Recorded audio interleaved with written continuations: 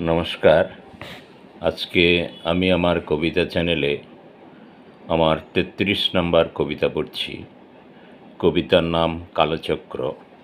হয়তো আপনাদের ভালো লাগবে। মহাকালের কালচক্র ঘুরছে, কালে অকালে সমস্ত প্রশ্বাস নিঃশ্বাস নিয়ে। পৃথিবী ঘুরছে, পৃথিবী ছুটছে, সে এক অপার বিস্ময়ে। জীবন ঘড়ি সব কাঁটাহীন হয়ে যায়, অজীবন ঘড়ি বাসা বাঁধে নিমেষে। সে কোন আগুনের পরশমণি, মহাকলেবরকে ছুঁয়ে ছুঁয়ে যায়। একটি নয়, দুটি নয়, কত যে আকাশ গঙ্গা, সীমা থেকে অসীমে হারায়।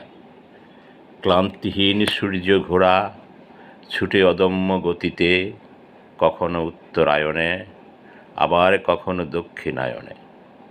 আশা নিরাশার ধ্রুবকতা কখনো হাহাকার করে ওঠে, কত যে মৃত বনস্পতির মতো।